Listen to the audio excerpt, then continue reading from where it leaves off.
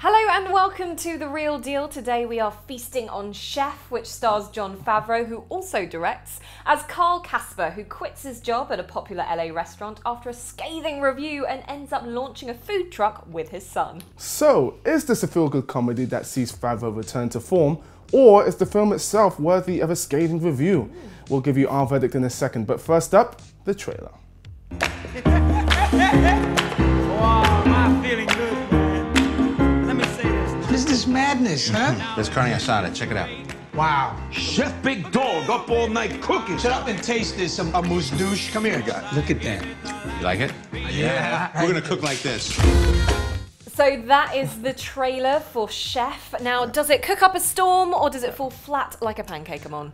The first one, I'm happy to say, I really like this film. It stars Jon Favreau as a master chef at a restaurant, and he wants to cook the food he wants to cook, but the owner... As a lot of chefs do. Yes, but the owner, who's actually played by Dustin Hoffman, great cast, we'll get to that later, wants him to stick to the menu, and because of that, he gets the scathing review, which causes him to he goes on a mad sort of rage, basically, and quits his job, and he ends up starting this food truck with his son. The chemistry between them forms like the main core basis of the film, and that in itself is fantastic because when you go into a film like this, you almost don't expect that. I mean, I didn't really know too much about it going in, and you know, when it became clear that was what the film was about, that was a really cool thing. Yeah. Is this going to be one of those films that do you think is going to do well at the box office? Because it doesn't seem like your typical, you've got a blockbuster, you've got an indie, you've got something like that. Where does this fall? Yeah, no, it's a good question. Thanks. I hope it does well. Whether it will do well, I mean, the good thing it has going for it is that the supporting cast includes Dustin Hoffman, already mentioned, Scarlett Johansson's in this film, Sofia Vergara, Robert Downey Jr. is in this film. Oh, his Iron Man buddy. Yes, yeah. And we owe Favreau a debt, can I just say on that one. This is the guy who started the Marvel film franchise as we know it, so Favreau, you the man.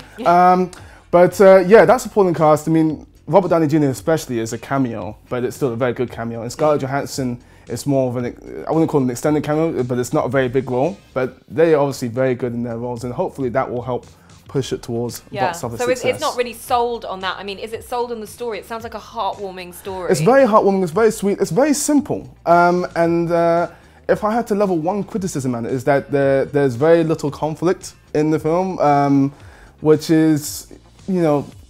Sometimes you need to see that in films, don't you? You need that little bit I'd say rating. Sometimes you do. With this one, I think the film does suffer a little bit for it, but not a lot at all. Okay. And I have to say, you can't talk about this film without talking about the food.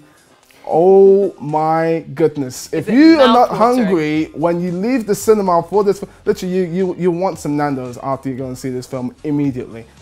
I'm sorry, I don't think you're doing that justice by saying you want to go straight for a Nando's after this. What's wrong with Nando's? Nothing's wrong with Nando's, but when you're looking at like a top Michelin-esque star chef and then you relate that to go and get a Nando's. Don't knock Nando's. I'm not knocking Nando's. Anyway, let's stop digressing around food. So food is a big part of it. It's a heartwarming tale. It's got a great cast. I'll also say one final thing.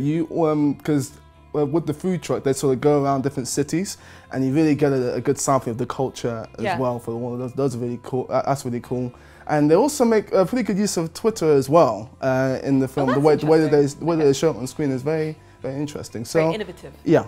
Okay, cool. So Amon, it sounds all right, this film. Yeah. I mean, it's not something that I would necessarily think to rush straight out to go and watch, but give us the real deal on this. It left me hungry for more. Enough said. Yeah. Food truck's a great idea. We're talking about a white-on-white 88 Chevy Grumman food truck. It's a blank canvas for your dreams. I'm gonna have them pull it around. Thank you. Don't thank me till you see it.